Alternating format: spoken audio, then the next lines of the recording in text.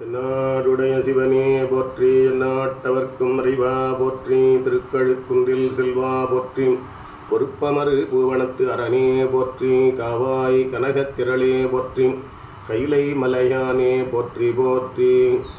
தந்தை தாயாவானும் சார்கதியுங்காவானும் அந்த மீளா இன்ப நமக்காவானும் எந்த நுயிரு தானாகுவானும் சரணாகுவானும் அருட்கோனாகுவானும் குரு. தெளிவு குருவின் திருமேனி காண்டல், தெளிவு குருவின் திருநாமம் செப்பல், தெளிவு குருவின் திருவார்த்தை கேட்டல், தெளிவு குரு சிந்தித்தல் தானே. ஒரு மனத்தை சிதைவு செய்து வல்வழக்கிட்டு ஆட்கொண்ட உவனைக் கொண்டே இருமணத்தை கொண்டருளி பணிகொண்ட வல்லாளன் எல்லாம் குய்ய பெருமணசி திருத்தொண்ட தொகை விரித்த பேரருளின் பெருமாள் என்றும் திருமணக்கோலப் பெருமாள் மறைப்பெருமாள் எமது குல தெய்வமாமால். திருச்சிற்றம்பலம். காவாய் கனகத்திரளே போற்றி, கைலை மலையானே போற்றி போற்றி. இரண்டுடைய பெரியோர்களே, உங்கள் அனைவருக்கும் என்னுடைய பணிவார்ந்த வணக்கங்களையும் வாழ்த்துக்களையும் அன்போடு தெரிவித்துக் கொள்கிறேன். நேற்றிலிருந்து நாம் நம்முடைய அருள்குருநாதர் அழகரடிகள் ஐயா அவர்கள் 1975 அவர்கள் திருமுல்லைவாயில் தலத்தில் திருமுல்லைவாயில் சுந்தரமூர்த்தி சாமிகள் அருளிய அந்த பதிகங்களை எல்லாம் விளக்க உரை ஆற்றி அருளினார்கள். அதனை இங்கே இருக்கிற தொண்டமான் சக்கரவர்த்தி வார வழிபாட்டு சங்கத்தின் சார்பில் போற்றுதலுக்கும் வணங்குதலுக்கும் உரிய சிவத்திரு மகாலிங்கம் ஐயா அவருடைய 82ஆம் ஆண்டு பிறந்தநாள் விழாவில் இதை நூல் வடிவிலே கொண்டு வந்திருக்கிறார்கள். அதை அப்படியே படித்து சிந்தித்து வருகிறோம். அந்த திருமுல்லைவாயில் பதிகத்தை தொடங்குவதற்கு முன்னாலே அடிகளார் எழுதிய ஒரு முன்னுரையும், அதனைத் தொடர்ந்து அடிகளார் சுந்தரர் பற்றி தெரிவித்த கருத்துக்களை எல்லாம் படித்து சிந்தித்து அதனைத் தொடர்ந்து அந்த பதிகத்தில் முதல் 2 பாடல்களை நேற்று நாம் பார்த்திருக்கிறோம். இப்பொழுது 3வது பாடல். விண்பணிந்து எத்தும் வேதியா மாதரு வெறுவிட வேடம் வந்து உரித்தாய், செண்பக சோலை சூழ் திருமுல்லை வாயிலாய், தேவர்தம் அரசே தன்பொழில் ஒற்றி மாநகர் உடையாய், சங்கிலிக்காயன் கண் கொண்ட பண்ப ஒற்றி மாநகர் உடையாய், சங்கிலிக்காயன் கண் கொண்ட பண்பனின் அடியேன் படுதுயர் களையாய், நின் அடியேன் படுதுயர் களையாய், பாசுபதா பரம் சுடரே. விண் என்பது இங்கே வானுலகம். வானுலகத்தில் வாழும் தேவர்களை இது குறிக்கும். தேவர்கள் ஒளி பொருந்திய ஆன்மாக்கள், உயர் பதவிகளை பெற்றவர்கள். இவர்கள் வேறு, அடியார்கள் வேறு. தேவநிலை முடிவானது அல்ல, அது சிறப்புடையதும் அல்ல. மாணிக்கவாசகர் சிவபுராணத்தில் குறிப்பிட்டதைக் கொண்டு இதனை நாம் அறியலாம். எல்லா பிறப்பும் பிறந்து இழைத்தேன் என்று அவர் தருகின்ற பட்டியலில் தேவரையும் சேர்த்தே கூறுகிறார். ஆகவே தேவநிலை கடந்து அதற்கும் மேற்பட்ட அடியார் நிலைக்கு வந்து திருவாசகத்தை பாடியிருக்கிறார் என்பது நமக்கு புலனாகிறது. சதாசிவ நிலை கூட ஒரு வகையிலே தேவநிலைதான். அதுவும் ஒரு உயர்ந்த பதமுத்தி நிலை. அடியார்கள் பதமுத்தி அடைய விரும்புவதில்லை. அவர்கள் ஞானம் பெற்று தூய ஆன்மாக்களாகி இறைவனை பணிந்து ஏத்துகின்றனர். அவர்கள் இனிமேல்தான் அடியார் ஆதல் வேண்டும். இறைவன் எல்லாம் வல்லவன், மற்ற யாரும் அவனை எதுவும் செய்துவிட முடியாது. இந்த உண்மையை உணராத சிலர் அவனை எதிர்த்து நின்று தீமைகள் செய்ததாக புராணங்கள் கூறுகின்றன. இவற்றுள் ஒன்று, முதல்வன் இன்னான் என தேராமல், அதாவது தெரிந்து கொள்ளாமல், தாருகாவனத்து இருடிகள், அதாவது ரிஷிகள், தாருகாவனத்து முனிவர்கள் வேள்வி செய்து அதிலிருந்து வந்த யானையை ஏவினர். அந்த யானையை அவன் தோலை கிழித்து எரிந்தான். அந்த செயல் அம்பிகையே அஞ்சும்படியாக இருந்ததாக சுந்தரர் பெருமான் கூறுகிறார். சண்பகம், மல்லி, முல்லை முதலிய பூச்செடிகள் சுந்தரர் இங்கே வந்தபோது இவ்வூரை சுற்றியும் இருந்திருக்க வேண்டும். அவை சூழ உள்ள திருமுல்லை வாயிலில் இருப்பவனே என்று பாடுகிறார். இறைவன் ஒளியுள்ள ஆன்மாக்களாகிய தேவர்களுக்கு ஒரு அரசனை போன்றவன். குளிர்ந்த சோலைகள் சூழ்ந்த திருவொற்றியூரில் இருப்பவனே என்று கூறி சங்கிலிக்கா என் கண்கொண்ட பண்ப என்று தமது வரலாற்றையும் இங்கே புலப்படுத்துகிறார் சுந்தரர். இது வியப்பாக இருக்கிறது. பொதுவாக கண்ணை பறித்ததற்கு அவனை பழித்து கூறுவதுதான் மற்றவருடைய இயல்பாக செய்வதாகும். ஆனால் இவர் பண்பு உடையவனே என்று சுந்தரர் இதிலே பாடுகிறார் என்று உயர்த்தி பேசுகிறார். இறைவன் எஞ்ஞாண்டும் தவறு செய்ய மாட்டான் என்பது சுந்தரருடைய துணிவு. அந்த அடிப்படையில் தாம் பார்வை இழந்ததும் முறையே என்றே சுந்தரர் கருதுகிறார். இறைவனிடம் ஓரவஞ்சனை என்பது கிடையாது. தன்னையே நம்பியுள்ள சுந்தரருக்கு பெருமான் இப்படி செய்யலாமா என்று அவன் எண்ணுவதில்லை. அவருக்கு தேவையான உதவிகளை பெருமான் செய்தான். சுந்தரருக்கு தேவையான உதவிகளை பெருமான் செய்தான். அவர் ஏவல்படியும் நடந்து கொண்டிருக்கிறான். அவர் சொன்னபடியெல்லாம் அங்கே இங்கே போயிட்டு வந்தார். அவ்வாறு நடப்பதில் அவனுக்கு இன்பமும் உண்டு. ஆனால் தவறு செய்தால் விடமாட்டான். அதற்கு ஏற்ற தண்டனை தருவதில் இறைவன் தயங்க மாட்டான். அது இறைவனுடைய இயல்பு, அது இறைவனுடைய பண்பு. அவன் அருட்செயலும் அதுவே. அவனைப் போல அறத்தை காப்பவர்கள் வேறு யாரும் இல்லை. திருமால் போன்றவர்கள் அறத்தை விட்டு சூழ்ச்சிகள் செய்து, அதாவது தந்திரங்கள் செய்வதும் உண்டு என்று புராணங்கள் தெரிவிக்கின்றன. திருமால் பொருளுக்கு உரியவர். பொதுவாக பொருள் படைத்தவர்கள் பொய்யும் சூழ்ச்சிகளும் உடையவர்களாயிருப்பர். நேர்மையாயிருந்தால் பொருள் சேராது போலும். நேர்மையாக இருந்தால் பொருள் சேராது போலும் அப்படின்னு அடிகள் சொல்லுகிறார். சேர்ந்தாலும் அது நிற்காது போலும். சிவத்தின் இயல்பு இதற்கு மாறானது. எந்த நிலையிலும் நேர்மையாகவே இருப்பார். சங்கிலி நாச்சியாரை மனம் முடிக்க ஏற்பாடு செய்தவனே இறைவன்தான். சங்கிலியார் விரும்பியபடி உன்னை விட்டு பிரிய மாட்டேன் என்று திருவொற்றியூரை விட்டு போக மாட்டேன் என்று சத்தியம் செய்து கொடுக்கும்போது கருவறையில் இருக்க வேண்டாம், மகிழமரத்தடிக்கு போய்விட வேண்டும் என்று சுந்தரர் பெருமானிடத்தில் சொன்னபோது அதற்கும் பெருமான் இசைந்தான். ஆனால் இறைவன் நேர்மையானவன் ஆதலின் இந்த ஏற்பாட்டை யாரிடம் சொல்லக்கூடாதோ அவருக்கு, அதாவது சங்கிலி நாச்சியாருக்கும் தெரிவித்தான் பெருமான். இதற்கு இன்னொரு காரணமும் உண்டு. அது சங்கிலி நாச்சியார் மிகவும் அன்புடையவர்.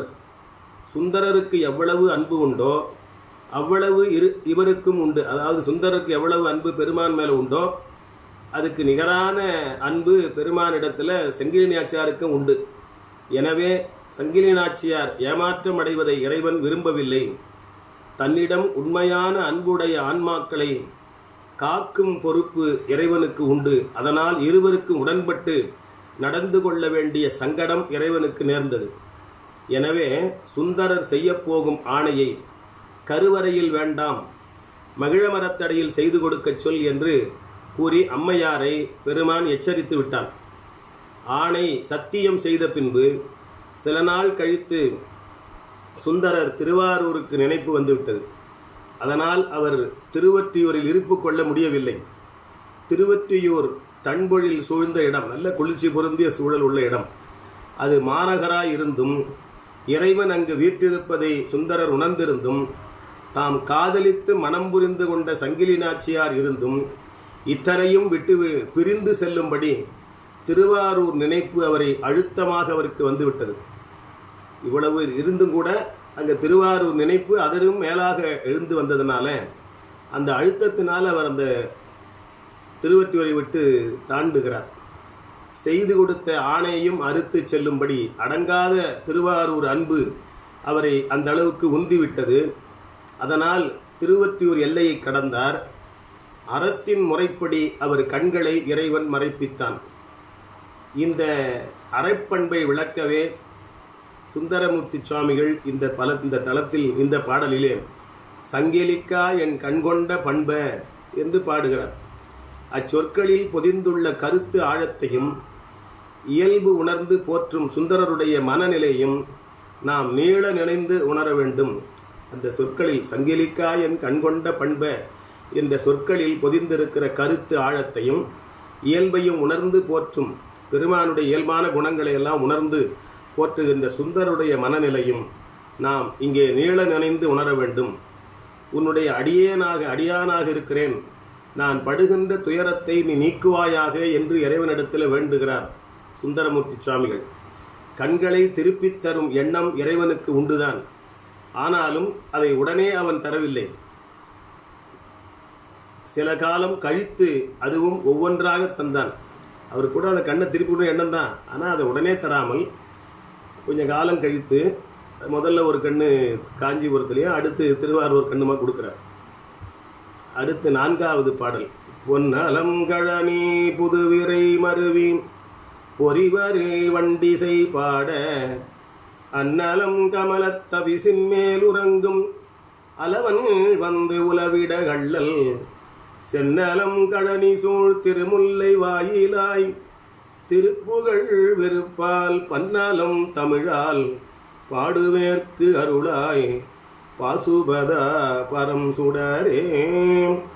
பன்னலம் தமிழால் பாடுவேற்கு அருளாய் பாசுபதா பரம் சுடரே.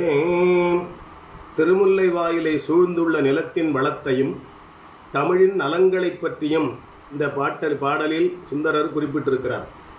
சூழ உள்ள நிலம் பொன்னிறம் கொண்டதாக உள்ளது. அப்படி பொன்னிறம் உள்ளதாக கூறுகிறார். முற்றிய கதிர்கள், பழுத்த தாள்கள் இந்நிறத்தை தருகின்றன. அவர் காலத்தில் வளமான விளைச்சல் நிலங்கள் அங்கு இருந்திருக்கின்றன. பழுத்த நெற்பயிர் நறுமணத்தை பரப்புகிறது. அந்த நறுமணத்தால் ஈர்க்கப்பட்ட வண்டுகள் ரீங்காரம் செய்து கொண்டு எங்கும் சுற்றி வருகின்றன. பயிர் முற்றாத கழனிகளில் வேறு வகையான சிறப்பு இருந்திருக்கின்றது. அது கழனியில் நீர் நிறைய இருந்தமையாகும். அந்த கழனிக்கு அழகும் அதுதான் கழனிக்கு அழகுமாகும். நெடுநாட்களாக நீர் நிறைந்து இருந்தமையால் வயல்களில் தாமரை மலர்கள் மலர்ந்திருந்தன. நண்டுகள் அலவன் சொல்றார் பாட்டில். அலவன் என்றால் நண்டுகளை குறிக்கும். நண்டுகளும் இங்கே மலிந்திருக்கின்றன. அவை தாமரை மலர்களை படுக்கையாகவும் இருக்கையாகவும் பயன்படுத்தி வருகின்றன. அந்த வண்டுகள் எல்லாம் தாமரை மலரை தன்னுடைய படுக்கையாகவும் இருக்கையாகவும் கொண்டு பயன்படுத்தி வந்தன. விரிந்து அகன்ற மென்மையான மலரின் இதழ்களில் உறங்கிய பின் உலவி வரவும் அம்மலர்களே பயன்பட்டன. அதிலே படுத்துக்குது, அங்கே உலவி வருது. மலர்கள் செந்நிற செறிவாய் பூத்திருந்ததே இதற்கு காரணம். நிறைய மலர்கள் பூத்திருந்தனால அப்படி ஒரு மலரில் படுத்துக்கிறது, இன்னொரு மலரில் இது பண்ணுவார்கள். இதற்கு காரணமாக இருந்தது அந்த மலர்கள் ரொம்ப அதிகமாக பூத்திருந்தது. இவ்வாறெல்லாம் கூறப்பட்டதால் இந்த திருமுல்லை வாயில் தலம் நீர்வளம் அதிகமாக இருந்தது விளக்கப்பட்டதாக நாம் கொள்ளலாம். வரிவண்டு இசைபாட உறங்கும் அலவன், அதாவது உறங்குகின்ற நண்டு வந்து உலவிட என்றதனால் வேறொரு கற்பனை சித்திரமும் நம் கண்முன்னே நிற்கிறது. அதாவது புள்ளிகளையும் கோடுகளையும் கொண்ட வண்டுகள் வந்து இசைப்பாடி ஊதுவதால் தாமரை மேலும் விரிந்து தன்னகத்தே உள்ள தேனை சொரிகிறது. தேனின் அளவு மிகுதியாக உள்ளதால் இதழ்களில் பாய்கிறது. இதழ்கள் நனைவதால் அவற்றின் மேல் உறங்கிக் கொண்டிருந்த நண்டுகள் வழுக்கி நீரில் விழுகின்றன. மீண்டும் தமது இருக்கையை அடைய வேண்டி அவைகள் மலர்கள் மேல் செல்லுகிற போது அவை உலவுவதாக காணப்படுகின்றன. இவ்விடத்தின் நீர்வளத்தை குறித்ததாகும். இன்று அவ்வாறு இருக்கிறதா என்றால் அது இல்லை. காலப்போக்கில் அந்த இடமெல்லாம் மாறுபட்டு போனது. இத்தெருத்தலத்தில் உள்ள இறைவன் புகழை நம்முடைய சுந்தரமூர்த்தி சுவாமிகள் விரும்புகிறார். அந்த விருப்பம் பாடுவதால் அந்த விருப்பம் தீருகிறது. அதை தமிழில் பாடுவதாகவும் அதனால் அருள் புரிய வேண்டும் என்றும் கூறுகிறார். நான் தமிழில் பாடுறேன், அதனால் எனக்கு அருள் செய்யுங்கள் என்று விண்ணப்பம் செய்கிறார். தமிழ் என்னும் போது பல நலங்களை கொண்ட தமிழ் என்றும் கூறுகிறார். தமிழுக்குள் நலங்கள் பல என்பது உண்மை. தமிழ் என்னும் சொல்லுக்கு இனிமை என்று பொருள். ஒவ்வொரு மொழிக்கும் ஒரு தனிச்சிறப்பு உண்டு. ஆங்கிலத்திற்கு வெளிப்பாடு எக்ஸ்பிரஷன் சிறப்பு என்று சொல்வார்கள். அதுபோல உண்மையை அதன் இயல்புபடி விளக்குவது தமிழுக்கு ஒரு சிறப்பு. இச்சிறப்பை சங்க இலக்கியங்களில் நாம் காணலாம். திருக்குறளும் இச்சிறப்பை பெற்றுள்ளது. இந்நூலில் எது உண்மை எது பொய் என்பது திட்டவட்டமாக கூறப்படுகிறது. திருக்குறளில் அப்படி திட்டவட்டமாக உண்மை எது பொய் எது என்று சொல்லப்பட்டிருக்கிறது. திருஞான சம்பந்தர் வேதம் தெரிந்தவர் என்றாலும் தம்மை தமிழ்ஞான சம்பந்தன் என்றே பெருமையோடு கூறிக்கொள்ளுகிறார். தமிழ் என்னும் சொல்லுக்கு ஞானம் என்றும் ஒரு பொருள் உண்டு. தமிழ் என்ற சொல்லுக்கு ஞானம் என்ற ஒரு பொருளும் உண்டு. தமிழ் தனிமையானது என்றும் பொருள்படும். இறைவன் எப்படி தான் ஒருவனாக தனித்து நிற்கிறானோ அவ்வாறே தமிழும் தனித்து இயங்க வல்லதாகும். ஆண்டவனுக்கும் தமிழுக்கும் ஒற்றுமை உண்டு. தமிழை பயில பயில ஒரே நெறியாக இறை நெறியில் அது கொண்டு செலுத்திவிடும். எனவே ஆண்டவன் உணர்வை பெற வேண்டுமானால் தமிழ் தேவைப்படுகிறது. தேவாரம், திருவாசகம், திருவருட்பா போன்ற தமிழ் பாடல்களை பாடினால் இறைவனை அடையக்கூடிய அடியார்களாகலாம். எனவே பல நலம் கொண்ட தமிழில் எழுதப்பட்ட தேவார பாடல்களை நாமும் பாட வேண்டும். இப்பாடல்களை ஓதுவாமூர்த்திகள் மட்டும்தான் பாட வேண்டும் என்பதில்லை. அருளை வேண்டுவோர் ஒவ்வொருவரும் பாடலாம். கோவில்களில் ஆதிசைவர்களாகிய சிவாச்சாரியர்களும் பாட வேண்டும். சுந்தரரே ஒரு சிவாச்சாரியர்தான். வடமொழி மந்திரங்களை ஓதி அர்ச்சனை செய்வதோடு தேவாரத்தையும் பாடினால் கோயிலுக்கு வரும் மக்களுக்கு அன்பு வளரும். பாடுவோரும் கேட்போரும் மேலும் மேலும் தூய்மை பெறுவர், பொலிவு பெறும். இப்பாடல்கள் நிறையவும் இசையுடனும் பாடப்பட வேண்டும். பாடினால் அருள் கிடைக்கும் என்பதற்கு சுந்தரரே சான்று. தமிழில் பாடுகிறேன் அருள் செய்க என்று இந்த பாடலிலே இறைவனை வேண்டுகிறார் சுந்தரர். அதன் பயனாக திருக்கட்சியில், அதாவது காஞ்சிபுரத்தில் அவருக்கு ஒரு கண் கிடைத்தது. இங்கேயே கிடைக்காவிட்டாலும் ஒரு கண் பார்வை திருமுல்லை வாயில கேட்கிறார். அங்கே கிடைக்கவிட்டாலும் சிறிது தாமதமானாலும் தவறாமல் அவருக்கு பார்வை கிடைத்தது. அடுத்த பாடல், 5வது பாடல். சந்தன வேரும் காரகில் குரடும் தன்மாயில் பீலியும் கரியின் தந்தமும் தரளக் குவைகளும் பவளக் கொடிகளும் சுமந்து கொண்டு உந்தி வந்திழி பாலி வடகரை முல்லை வாயிலாய் மாசிலா மணியே பந்தனை கடுத்து என் படுதுயர் களையாய். மாசிலா மணியே பந்தனை கடுத்து என் படுதுயர் களையாய். பாசுபதா பரன்சுடரே. பாலி என்பது பாலாறு என்ற ஆற்றை குறிப்பது. திருமுல்லைவாயில் பாலாற்றினுடைய வடகரையிலே விளங்குகிறது. பாலாறு ஒரு காலத்தில் வெள்ளம் மிகுந்ததாய் இருந்திருக்கிறது. இன்று வற்றி போயிருக்கிறது. அக்காலங்களில் பெருமழை வருகிற போது ஆற்றின் கரை ஓரங்களில் சேர்த்து வைக்கப்பட்ட தந்தம், தன்மையான மயிர்பீலி முதலியவற்றை அடித்து கொண்டும் சுமந்து கொண்டும் அது அந்த வெள்ளம் வருவதுண்டு. திடுமென பெய்யும் பெருமழையால் எதிர்பாராத வகையில் இவ்வாறு நிகழ்வதும் உண்டு. சந்தன கட்டைகள், வேர்கள், அகில் கட்டைகள், முத்துக்கள் முதலியவை அடித்து கொண்டு வருதலும் உண்டு. நறுமணம் கமழும் அகில் மிக உறுதியானது. அதன் நிறம் கருமை. அதனால் அது காரகில் என கூறப்படுவது. அகில் குரடு என்பது அகில் கட்டை துண்டாகும். அகில் குரடு என்பது கட்டை துண்டு. யானைகள் ஒன்றோடு ஒன்று சண்டை போடுவதால் அவற்றின் தந்தங்கள் உடைகின்றன. முத்து மூங்கிலில் கிடைக்கிறது. இவற்றின் குவியல்களை வெள்ளத்தால் அடித்து வருவது பற்றி இந்த பாடலிலே குறிக்கப்பட்டிருப்பதால் அன்றைய காட்டு வளமும் ஆற்று வளமும் விளக்கப்பட்டதாக நாம் கொள்ளலாம். அத்தகைய வளம் நிறைந்த பாலாற்றின் வடதிசையில் உள்ள திருமுல்லை வாயிலில் வீற்றிருக்கும் பெருமானே, மாசிலா மணியே, என் பந்தனை கெடுத்து நான் படுகின்ற துயரங்களை நீக்கி அருள்க என்று சுந்தரர் பாடுகிறார். பந்தம் என்பது பற்று.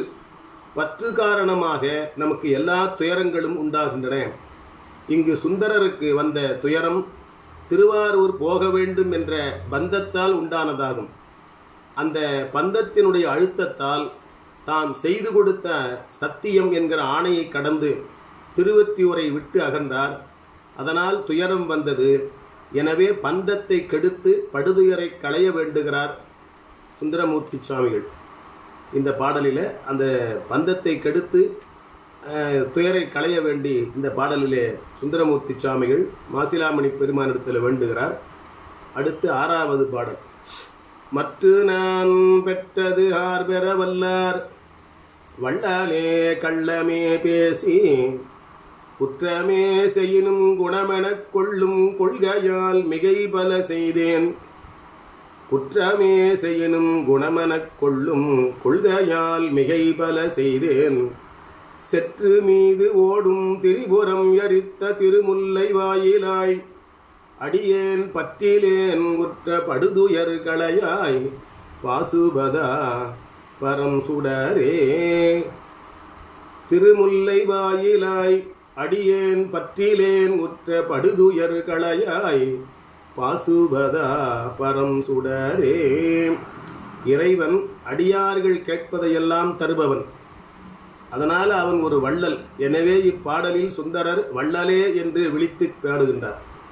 சுந்தரர் போகுமிடமெல்லாம் உடன் சென்று அவர் கேட்டதையெல்லாம் கொடுத்தவன் இறைவன்.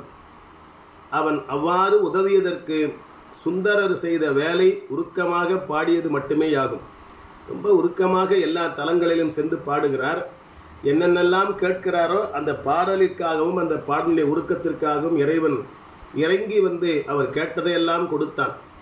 அவர் போகுமிடமெல்லாம் சென்று வந்தான். சுந்தரர் தாம் செய்த தவறுகளையெல்லாம் நினைந்து அவற்றையெல்லாம் பொறுத்து கொண்டு இன்பமே தந்த இறைவனை நன்றி உணர்வோடு பாடுகிறார். கைலாயத்தில் 2 மாதரை கண்டு சுந்தரர் காமுற்றார். அது அந்த இடத்துக்கு அடாத செயல். கைலாயத்தில் பூப்பறிக்க போன போது அணிந்ததை கமலினி என்ற 2 பேரை பார்க்கிறார். அதனால அவங்க மேலே ஒரு ஆசை வந்தது. அந்த இடத்திற்கு அந்த செயல் பொருந்தாது, அது அடாத செயல். எனவே உலகில் மீண்டும் பிறக்க வேண்டியதாயிற்று. பற்றும் வளர்ந்தது என்றாலும் இறைவன் அவர் செய்த குற்றங்களை பொறுத்து கொண்டு மேலும் பற்றுக்கள் வளராதபடி தடுத்து ஆட்கொண்டான். இது ஒரு பெரும் பேறு. நான் பெற்ற இந்த பேற்றினை யார் பெற வல்லார் என்று இங்கே வியந்து பேசுகிறார். மற்ற நான் பெற்றது ஆர் பெற வல்லார் வள்ளலே என்று இந்த பாடலிலே சொல்லுகிறார். அவர் செய்த குற்றங்களை பொறுத்து கொண்டு மேலும் பற்றுக்கள் வளராதபடி தடுத்து ஆட்கொண்டான் பெருமான். இது ஒரு பெரும் பேறு. அதனை எண்ணி நான் பெற்ற இந்த பேற்றினை யார் பெற வல்லார் என்று இந்த பாடலிலே வியந்து வியந்து பாடுகிறார்.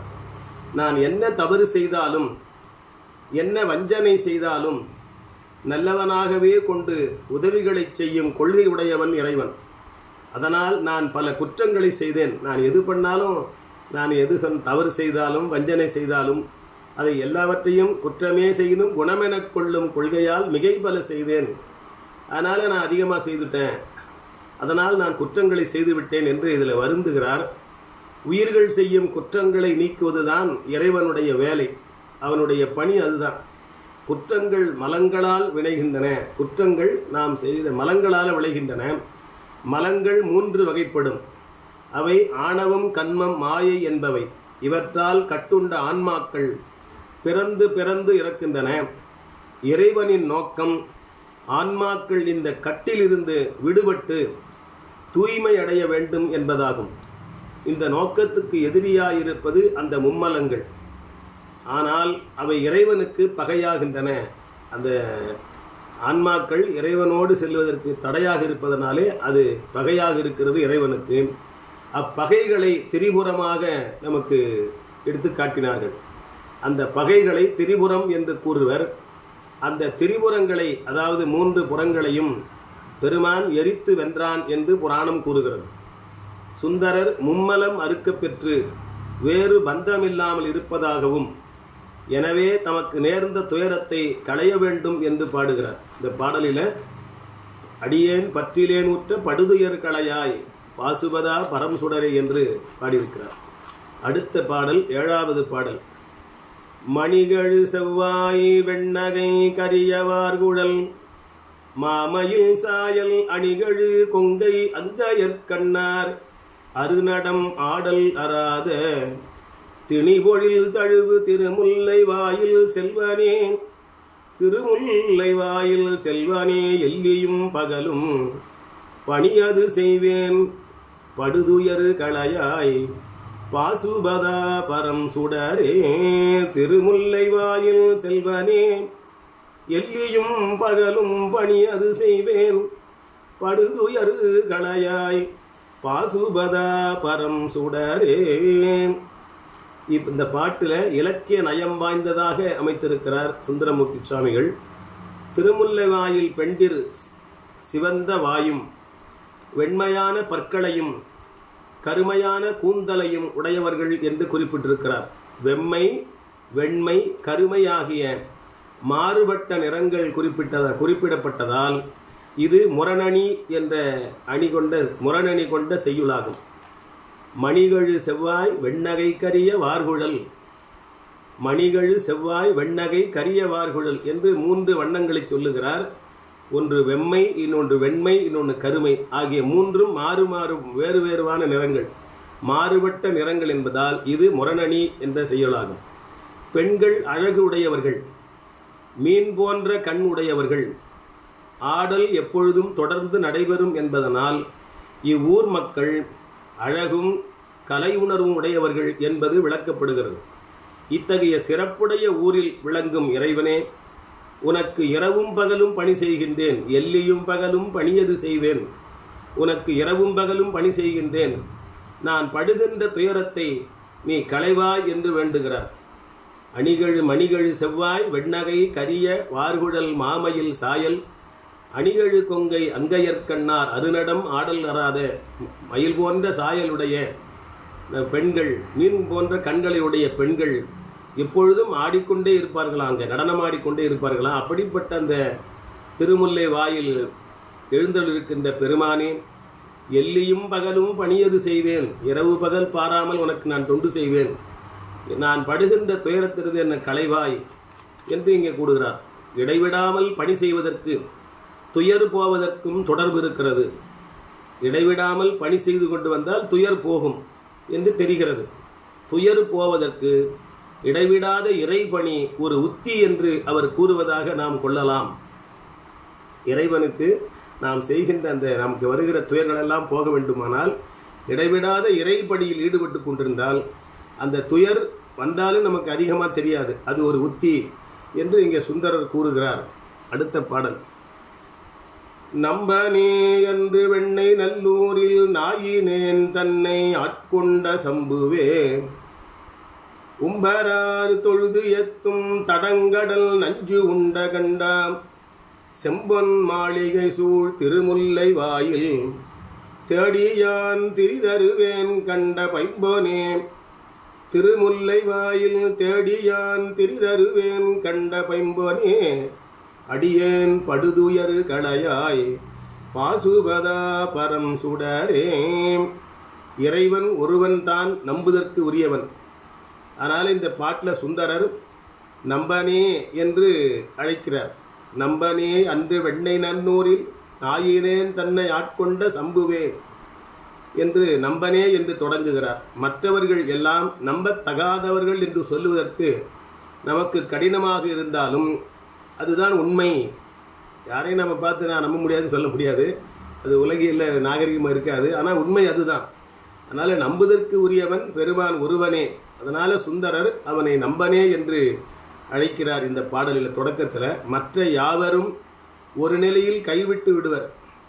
எல்லாரும் ஒரு நாளைக்கு கைவிட்டு போயிடுவாங்க. நம்முடன் வாழும் உற்றார் உறவினர் நண்பர்கள் மட்டுமல்லாமல் தேவர்கள் நிலையும் அப்படிப்பட்டதே. யாவரும் நம்பக்கூடியவன் ஒருவனே, அவன் இறைவன் ஒருவன்தான் என்று அன்று திருவெண்ணை நல்லூரில் நாய் போன்ற என்னை தடுத்து ஆட்கொண்ட சம்புவே. நம்பனே அன்று வெண்ணை நல்லூரில் நாயினேன் தன்னை ஆட்கொண்ட சம்புவே. நாய் போன்ற என்னை தடுத்து ஆட்கொண்ட பெருமானே. சுந்தரருக்கு அவருடைய பெற்றோர் புத்தூர் சடங்கவி சிவாச்சாரியர் மகளை மனம் பேசி உறுதி செய்தனர். ஆனால் திருமணத்தன்று இறைவன் வேதியர் உருக்கொண்டு திருமணம் நடப்பதை தடுத்து நிறுத்தினான். அதோடு நீ என் அடிமை, வித்தகம் பேச வேண்டா, எனக்கு பணி செய்க என்று கூறி மறைந்தான். உலகியலில் ஈடுபட்டு இறைவனை மறந்துவிடும் நிலையில் இருந்தவரை தடுத்து நிறுத்தி தனக்கு ஆளாக்கி கொண்டான் பெருமான். இது அவனுடைய பெருங்கருணை. நாய் போன்ற என்னை இவ்வாறு ஆட்கொண்டனை, அதுதாங்க சொல்றார். நாயினேன் தன்னை ஆட்கொண்ட சம்புவே என்று அந்த பாடலில் சொல்லுகிறார். நாய் போன்று என்னை ஆட்கொண்டவனே என்று தன்னை எளிமைப்படுத்தி கொண்டார். எங்கே பார்த்தாலும் மாணிக்கவாசகர் தான் அப்படி நிறைய இடங்களில் சொல்வார். சுந்தரரும் அப்படி சில இடங்களில் சொல்லுகிறார். நாய் ஒரு நல்ல விலங்குதான், நன்கு பயன்படும், நன்றி உள்ளதுமாகும். ஆனால் அதனிடம் ஒரு கெட்ட குணம் உண்டு. அதாவது தன்னினத்தை சார்ந்த மற்ற நாய்களை தன்னிடம் சேரவிடாது. அது இயல்பானது, அந்த நாய்க்கு இயல்பு. ஆனால் அது தீமையானது. அது நல்லதாக இருந்தாலும், நமக்கு நன்றியோடு இருந்தாலும், நமக்கு பல வகையில் பயன்படுதாக இருந்தாலும் கூட அது தன்னுடைய இனமாக இருக்கிற அந்த நாய்களை எல்லாம் தன்னிடம் சேர விடாது. அந்த இயல்பு ரொம்ப தீமை. சில ஆண்டுகளுக்கு முன் ஒரு வயலின் இசைப்புலவர் இருந்தார், வயலின் வாசிக்கிற ஒரு அன்பர். அவர் தம் மகனுக்கு வயலின் கற்பித்து வல்லவனாக்கினார். அவன் வளர வளர தம் மதிப்பு குறையத் தொடங்கியது. அந்த பையனுடைய வளர்ச்சி வர வர அப்பாவனுடைய வளர்ச்சி குறைகிறது. அதை எந்த தந்தை அவனை அந்த வயலின் சொல்லிக் கொடுத்து வளர்த்தாரோ அவருக்கே அதுக்கு பொறாமை ஏற்படுது. அதை அவரால் பொறுக்க முடியவில்லை. ஒரு நாள் மகனுடைய கட்டை விரலை கடித்து விட்டார். இதுதான் நாய்க்கு உள்ள குணம் என்பது, இப்படிதான் நாய் இருக்கும். அதுதான் நாய்க்கு உள்ள குணம். தன்னிடம் மலப்பற்று உண்டு என்பதை காட்ட இது ஒரு கடைசி அடையாளமாகும். மணிவாசகரும் நாயில் கடைப்பட்ட நாயினேன் என்பார். அத்தகைய கீழோனுக்கும் அருள் செய்தலை என்று நன்றி கூற மீதூர சுந்தரர் இந்த தொடரில் சம்புவே என ஆட்கொண்ட நாயினேனை ஆட்கொண்ட சம்புவே என்று நாயினேன் தன்னை ஆட்கொண்ட சம்புவே என்று இங்கே பாடுகிறார். மாணிக்க வாசகர் அப்படி சொல்லுகிறார். சம்பு என்பது நாவல் மரம். ஒரு காலத்தில் இந்த நாட்டில் மலிந்து இருந்தது. இந்த சம்பு என்கிற மரம் நாவல் மரத்தை குறிப்பது. இந்த நாவல் மரம் ஒரு காலத்தில் நம்ம நாட்டில் அதிகமாக இருந்தது. அது மிக பழைய காலம், மிக பழங்காலத்தில் அப்படி இருந்தது. இது வங்காள விரிகுடா, அரபிக்கடல் எல்லாம் நிலமாயிருந்த காலத்தில் நாவல் மரம் இங்கே அதிகமாக இருந்தது. இவ்விரிந்த நிலப்பரப்புக்கு இம்மரத்தின் காரணமாகத்தான் நாவலந்தீவு என்றே பெயர் வந்தது. இந்த நாவல் மரம் இந்த வங்காள விரிகுடாவும் அரபிக்கடலும் நிலமாயிருந்த காலம். அப்போ எவ்வளவு பழமை காலம் பாருங்க. அப்படிப்பட்ட அந்த காலத்தில் இந்த நாடு முழுவதும் நாவல் மரம் மலிந்து கிடந்ததனாலே இந்த இடத்துக்கே நாவலந்தீவு, வடமொழியில் சம்பு தீபம் என்று பெயர் வந்தது. இந்த விரிந்த நாட்டின் தலைவன் சிவபெருமான். எனவே அவனை அந்த மரத்தின் அடிப்படையிலேயே சம்பு என்றே பெயர் அமைந்தது. இந்த விரிந்த இந்த நாட்டின் தலைவன் சிவபெருமான்.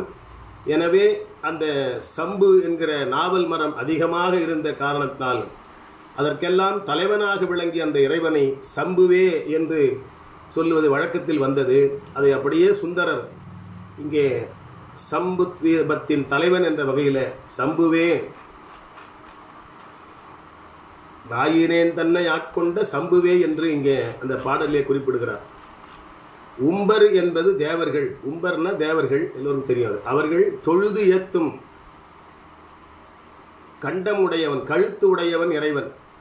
அமுதுக்காக கடலை கடந்த போது தம்மை அழிக்க வந்த நஞ்சை தாங்கிக் கொண்டதால் இறைவன் கழுத்தை அவர்கள் தொழுதார்கள். இறைவன் அந்த நஞ்சை எடுத்து சாப்பிட்டா அந்த அப்படியே கழுத்தில் நிறுத்தினார், அது கண்டத்தில் நிறுத்தினார். அது கருமை நிறமானது.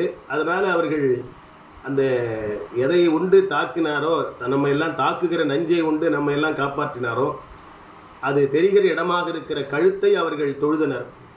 பிறருக்கு நன்மை செய்வதில் இடர்களை ஏற்றுக்கொள்பவன் இறைவன். மற்றவர்களுக்காக நன்மை செய்கிறதற்காக இடர்களை ஏற்றுக்கொள்பவன் இறைவன். அந்த இடர்கள் அவனை ஒன்றும் செய்யாது. இறைவன் மற்றவர் துன்பங்களை பிச்சையாக ஏற்று அவர்களுக்கு இன்பம் தருகிறான். அவன் கைகள் என்றும் நன்மைகளையே செய்பவை. அதனால் அவனுக்கு சங்கரன் என்று நல்ல செய்கைகளை உடையவன் என்று பெயர் வந்தது. மற்றவர் துன்பங்களை எல்லாம் பிச்சையாக ஏற்றுக்கொள்ளுபவன், எல்லோருக்கும் இன்பம் தருபவன். அவன் கைகள் நன்மைகளையே செய்யும். அதனால் அவனுக்கு சங்கரன் நல்ல செய்கைகளை உடையவன் என்று பெயர் வந்தது. திரிதல் என்று ஆகுது. திரிதல் என்று நாடுகிறது. அவர் இறைவனை தேடி தேடி திரிந்தார். திருமுல்லை வாயிலில் வந்து கண்டு கொண்டார். பைம்பொன் போன்றவன் இறைவன், அதாவது கலப்பில்லாத தூயவன்.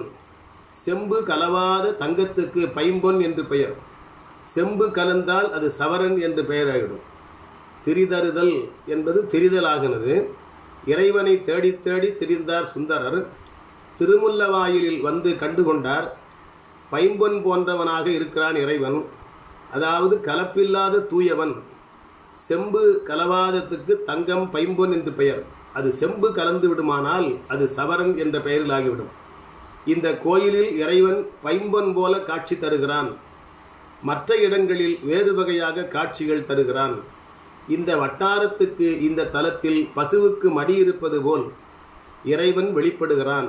இந்த பகுதிக்கு பசுவுக்கு மடி எப்படி இருக்கிறதோ அதுபோல இறைவன் இங்கே வெளிப்பட்டு அருள் செய்கிறான். இதில் அவநம்பிக்கை கொள்வதற்கு ஏதுமில்லை.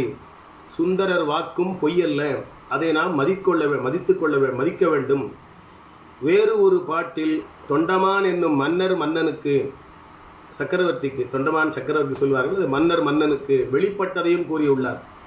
மற்றவர்களும் உருக்கமாக பாடினால் இந்த இடத்தில் இறைவன் வெளிப்படுவான். இதையெல்லாம் சேர்த்து தான் அங்கே சொல்றார். திருமுல்லை வாயில் சம்புவே உம்பராறு தொழுதிய தடங்கடல் நஞ்சு உண்ட கண்டா, செம்பன் மாளிகை சூழ் திருமுல்லை வாயில் தேடியான் திரிதருவேன், தேடி தேடி திரிகின்றேன். அப்படி பைம்பொன் போன்றவனாக இருக்கின்றே, தூய தங்கம் போன்று இருப்பவனே, என்னுடைய துயர்களையெல்லாம் நீ களைந்து விடுவாயாக என்று பெருமானிடத்தில் விண்ணப்பம் செய்கிறார். 9வது பாடல். மட்டூலாம் மலர் கொண்டு அடியினை வணங்கும், மட்டூலாம் மலர் கொண்டு அடியினை வணங்கும், மாணி தன்மேல் மதியாதேம் கட்டுவான் வந்த காலனை மாள, காலினால் ஆறுயிரு செகுத்த சிட்டனேம் செல்வத் திருமுல்லை வாயில் செல்வனே, செழுமறை பகர்ந்த பட்டனே, அடியேன் படுதுயர் களையாய் பாசுபதா பரம் சுடரே, செல்வத் திருமுல்லை வாயில் செல்வனே, செழுமறை பகர்ந்த பட்டனே, அடியேன் படுதுயர் களையாய் பாசுபதா பரம் சுடரே. பிரம்மச்சாரிக்கு தமிழில் மாணி என்று பெயர். பிரம்மச்சாரி என்று சொல்லுகிற அந்த வட சொல்லுக்கு தமிழில் மாணி என்று பெயர். விந்து கடலாத நிலை, மாட்சிமை பொருந்திய நிலை. அந்த மாட்சிமை உடையவர் மாணி. மாணியாய் இருப்பதால் நடுநாடி, மூளை முதலிய உறுப்புகள் வெகு சிறப்பாக இருக்கும். மார்க்கண்டேயர் அத்தகையவர். அவருக்கு வினைப்படி வயது 16 ஆண்டுகள். ஆனால் அவர் இறைவனை வழிபட்டு கொண்டிருந்த நிலையில் அவருக்கு கால வரம்பு நீக்கப்பட்டது. அவர் இறைவனை வழிபட்டு கொண்டே இருந்தார். அதனால் அவருக்கு அந்த 16 ஆண்டு என்பது நீட்டிக்கப்பட்டது. அந்த வரம்பு நீட்டிக்கப்பட்டது. அவரை பிடிக்க வந்த யமனை காலால் உதைத்து அவன் உயிரை போக்கினான் இறைவன். யமன் என்பது இங்கே நோய். நோய் நம்முடன் பிறந்து நம்மையே அழிக்கிறது. இந்த நோய்க்கு அடிப்படையாயிருப்பது காமம். காமம் இல்லாதவன் நோயற்ற. எனவே காமத்தை வென்ற மாணி நோயின்றி இறப்பின்றி என்றும் வாழ்வான் என்பது விளங்கும். அந்த மாணி என்பது அந்த காமத்தை வென்று அவன் நோயின்றி இருக்கிறான், அதனால இறப்பு இல்லை என்றும் வாழ்பவன் என்று விளங்கும். அதோடு பூசை செய்து கொண்டு இருப்பவரை யமன் கண்டு அஞ்சுவான். பூசை நனைந்த பூக்களால் செய்ய வேண்டும். உலர்ந்தவை உதவா. காஞ்சி போன பூவெல்லாம் பயன்படுத்தக்கூடாது. உலர்ந்த பூக்களை எல்லாம் பயன்படுத்தக்கூடாது. நல்ல மலர்ந்த பூக்களை தண்ணியில் நல்லா இது பண்ணி தூய்மைப்படுத்தி பயன்படுத்தும். சிட்டன் என்பது உயர்ந்தவன் என்ற பொருளிலே இங்கே வருகிறது. சிறந்தவன் என்றும் பொருளாகும். வேதங்களை ஓதிய ஆசிரியன், நான் படுகின்ற துயரத்தையெல்லாம் நீ களைய வேண்டும் என்று இந்த பாடலிலே சுந்தரர் வேண்டுகிறார். செழுமறை பகர்ந்த பட்டனே, அடியேன் படுதுயர் களையாய் பாசுபதா பரம் சுடரே. 10வது பாடல். சொல்லரும் புகழான் தொண்டை மான்களிற்றை சூழ்கொடி முல்லையால் கட்டிட்டு, சொல்லரும் புகழான் தொண்டை மான்களிற்றை சூழ்கொடி முல்லையால் கட்டிட்டு, எல்லையில் இன்பம் அவன் பெற வெளிப்பட்டு அருளிய இறைவனே, எல்லையில் இன்பம் அவன் பெற வெளிப்பட்டு அருளிய இறைவனே என்றும் நல்லவர் பரவும் திருமுல்லை வாயில் நாதனே நரைவிடை ஏறி பல்கலை பொருளே படுதுயர் களையாய். திருமுல்லை வாயில் நாதனே படுதுயர் களையாய். நரையுடை ஏறி படுதுயர் களையாய் பல்கலை பொருளே படுதுயர் களையாய் பாசுபதா பரம் சுடரே. தொண்டைமான் என்னும் அரசன் இங்கு திருக்கோயில் கண்ட வரலாறு இந்த பாட்டிலே குறிப்பிடப்பட்டிருக்கிறது. தொண்டமான் என்கிற அரசன் அவன் காஞ்சிபுர தொண்டை நாட்டை காஞ்சிபுர தலைவராக கொண்டு ஆண்டு வந்தான். அவன் ஓணன்காந்தன் என்ற இந்த காஞ்சிபுரத்தில் ஓணகாந்தன் தளி பிறகு அங்கே வழிபாடு செய்தவர்கள். அவர்களை எதிர்த்து போரிடுகிறான். அவரிடத்தை தோற்று போகிறான். அந்த வருத்தத்தோடு திரும்ப வருகிற போது இவன் யானை மீது வருகிறான். இந்த தலத்துக்கிட்ட வருகிற போது யானையினுடைய கால் அங்கு சிக்கிக் கொள்ளுகிறது. யானுடைய கால் அங்கு சிக்கிக் கொள்ளுகிறது. இந்த முல்லை கொடிகள் நிறைய படர்ந்திருந்த இடத்துல சிக்கிக் கொள்ளுகிறது. அந்த யானை அதிலிருந்து மீள முடியாத போது இவன் மேலே இருந்து கத்தியாலே அந்த முல்லை கொடிகளை வெட்டுகிறான். அப்போது ரத்தம் அங்கே பீரிட்டு வந்தது. அதுக்கப்புறம் தான் அங்கே பார்த்து இறங்கி பார்த்து அங்கே கோயில் கட்டினார் என்பது வரலாறு. அந்த வரலாற்றை நினைவுபடுத்துகிற வகையில் தொண்டமான் என்னும் அரசன் கோயில் கண்ட வரலாறை இந்த பாட்டில் சுந்தரர் குறிப்பிடுகிறார். சொல்லரும்புகழான் தொண்டமான் களிற்றை சூழ்கொடி முல்லையால் கட்டிட்டு எல்லையில் இன்பம் அவன் பெற வெளிப்பட்டு அருளிய இறைவன். அதை அந்த வரலாற்றை இங்கே நினைவு கூர்ந்துகிறார் சுந்தரர். வரலாற்று குறிப்புப்படி தொண்டமான் சக்கரவர்த்தி மன்னன் பகைவர்களால் விரட்டப்பட்ட போது இவ்வழியே சென்றதாகவும், அப்போது முல்லைக்கொடிகள் யானையின் காலை சுற்றி கொண்டு செல்ல ஒட்டால் தடுத்த நிலையில் அவற்றை நீக்க தொண்டமான் வாளால் வெட்டியதாகவும், அங்கு கொடிகளுக்கு இடையில் மூடப்பட்டிருந்த சிவலிங்கத்தின் மேல் வெட்டு விழுந்ததாகவும், அறியாமல் செய்துவிட்ட தவற்றுக்கு இறைவன் அரசன் உயிரை மாய்த்து கொள்ள முயன்ற போது இறைவன் வெளிப்பட்டு அவனுக்கு பேரின்பத்தை அருளியதாகவே இங்கே வரலாறு சொல்லப்படுகிறது. அதனால எல்லையில் இன்பம் அவன் பெற வெளிப்பட்டு அருளி இறைவன் என்பது இங்கே எல்லையில் இன்பம் என்பது இறை இன்பமாகும். மற்ற இன்பங்கள் எல்லாம் எல்லையுடையவை. இறைவனாலே வழங்கப்படுகிற இன்பம் எல்லையில்லாத இன்பம். அவை சிற்றின்பங்கள். எல்லையுடைய இன்பங்கள் எல்லாம் சிற்று இன்பங்கள். இது பேரின்பம். அதனால எல்லையில்லாத இன்பம். இங்கு தொண்டமானுக்கு வெளிப்பட்டு அளித்தது பேரின்பம், எல்லையில்லாத இன்பம். அவ்வாறு பேரின்பத்தை அருளை இறைவனே என்று அந்த வரலாற்றை ஒட்டி சொல்லி விளக்குகிறார். நல்லவர் என்பது தொண்டர்களை குறிக்கும். தொண்டர்கள் வணங்குகின்ற நல்லவர்கள் வணங்குகின்ற, அதாவது தொண்டர்கள் வணங்குகின்ற திருமுல்லை வாயில் இறைவனே என்று அழைத்து, நரைவிடை என்பது வெண்ணிறமான காளை, அது தூய்மையானது. தூய்மை என்பது அறவிடை, அது மேலே ஏறி என்றதனால் அதன் மேலே ஏறி வருகிறான் பெருமான். அதில் ஏறி என்றதனால் அறத்தின் அடிப்படையில் விளங்குபவன் இறைவன் என்பது புலனாகும். இறைவன் பல கலைகளாலும் உணர்த்தப்படும் பொருள். அதனால் பல்கலை பொருளே, இறைவன் பல்வேறு கலைகளாலும் உணர்த்தப்படுகிறவன், பொருளாக விளங்குகிறான். அதனால் அவனை பல்கலை பொருளே என்றும் கூறுகிறார் சுந்தரர்.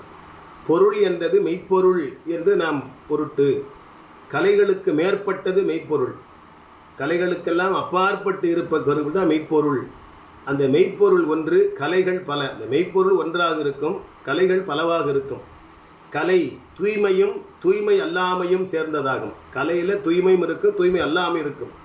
ஒரு செயலை செய்வதற்கு முன் அதை செய்யும் திறத்துக்கு கலை என்று பெயர். இது பல வகைப்பட்டவை. இவையெல்லாம் குறிக்கோளாக கொண்ட இறைவா, நான் படுகின்ற துயரங்களை களைவாயாக. இந்த கலை நினக்கு அரியதென்று, அதாவது உனக்கு அரியதல்ல என்று இறைவனை வேண்டுகிறார். அடுத்த நிறைவு பாடல் 11வது பாடல். விரைதரு மலர் மேல் அயனொடு மாலும் வெறுவிட நீண்டயம்மானே. விரைதரு மலர் மேல் அயனொடு மாலும் வெறுவிட நீண்டயம்மானே. திரைதரு புலன் சூழ் திருமுல்லை வாயில் செல்வனை நாவலாரூரன் உரைதரு மாலே. ஓர் அஞ்சினோடு ஐந்தும் உள்குளிர்ந்து எத்த வல்லார்கள் நரை திரை மூப்பும் நடலையும் என்றே நண்ணுவர் விண்ணவர்க்கு அரசே. அயனும் திருமாலும் அஞ்சும்படி இறைவன் தீப்பிழம்பாய் தோன்றினான். அயன் என்பது ஐயன் என்று திரிவாகிட்டது. ஐயன் என்ற சொல்லின் திரிபு. அந்த ஐயன் என்பதுதான் ஆசிரியன் என்றும் ஆனது. வேதங்களை ஓதுவதால் அயன் ஆசிரியன், அவனது கல்விக்கு உரியவன் ஆனான். அதனால் அயன் என்பது ஐயன் என்பது ஐயன் ஆசிரியன். அந்த ஆசிரியன் தான் கல்விக்கு உரியவன். மால் என்பது மயக்கம் தரு. மால்னாலே மயக்கம். உலகியலை அதாவது பொருளியலை மால் என்பர். அந்த பொருளிலிருந்து தோன்றுவது கல்வி. திருமாலிலிருந்து அயன் தோன்றினான் என்பது இது அந்த அடிப்படையில் தான். அந்த பொருளிலிருந்து கல்வி தோன்றும், ஆனால் திருமாலிலிருந்து அயன் தோன்றினான் என்பதும் இந்த கருத்து அடிப்படையில் தான். கல்வியாலும் பொருளியலாலும் தோன்றாதவன் இறைவன். கல்வியினாலேயோ பொருளினாலேயோ இறைவனை நாம் அடைய முடியாது. ஆனால் இவ்விரண்டாலும் தோன்றுவன அரைகுறையானவை. அவற்றிற்கு அப்பாற்பட்டு மெய்யுணர்வு இருக்கிறது. அது தீப்பிழம்பாக அவர்களுக்கு முன்னாலே தோன்றியது. மெய்யுணர்வு உடையோர் கண்டால் பொதுக்கல்வி உடையோருக்கும் பொருளுடையோருக்கும் அச்சமே ஏற்படும். அதனால் வெறுவிட என்ற சொல்லை அங்கே பெய்து பாடினார் சுந்தரர். அத்தீப்பிழம்பு அளவிலாதது ஆனதால் நீண்ட என பெயர் பண்ணி, ரொம்ப நீளமாக இருந்தது, ரொம்ப அடிய முடியும் காண முடியல. அதனால் அது தீப்பிழம்பை நீண்ட வெறுவிட நீண்ட எம்மானே விரைதரு மலர்மேல் அயனோடு மாலும் வெறுவிட நீண்ட எம்மானே என்று இந்த இடத்துல பாடுகிறார். அதாவது கல்வியாலும் பொருளாலும் காணப்பட முடியாது. அதனால் கல்விக்கு நிகராக கல்விக்கு அதிபதியாக விளங்குகிற நான்முகனும் செல்வத்துக்கு அதிபதியாக விளங்குகிற திருமாலும் காண முடியாத அளவுக்கு பெருமான் விளங்கினான் என்பதை சொல்லுகிறார். நாவல் ஆரூரன் என்பது நாவன்மை உடைய ஆரூரன் எனப்படும். அஞ்சினோடு அஞ்சு என்று பிரித்து கூறியதால் இக்கடைசி பாட்டு முன்னுள்ள 10 பாடல்களின் முன் ஒரு 5 கருத்தையும் மற்றவை வேறு கருத்தையும் உடையவை என்று கொள்ளலாம். முன் 5 பாடல்கள் உலகியல் கருத்தையும் பின் 5 பாடல்கள் கலையியல் கருத்தையும் கொண்டவை. இந்த 10 பாடல்ல அவர் இந்த பாட்டில் சொல்லுகிறார், உரைதரு மாலை அஞ்சினோடு ஐந்தும் என்று உள்குளிர்ந்து ஏத்த வல்லார். உரைதரு மாலை ஓர் அஞ்சினோடு அஞ்சும் என்பதனால இந்த முதல் 5 பாடல்கள் உலகியல் கருத்தையும் பின்னாலே இருக்கிற 5 பாடல்கள் கலையியல் கருத்தையும் கொண்டவை என்று நாம் கொள்ள வேண்டும். இந்த இரண்டையும் மறுத்து, இந்த உலகியலையும் கலையியலையும் மறுத்து விளக்க வல்லது, இவற்றையெல்லாம் விளக்க வல்லது, இவற்றுக்கு அப்பாற்பட்டதும் விளக்க வல்லதுமான மெய்ப்பொருளை உள்குளிர்ந்து ஏத்த வல்லார்கள்.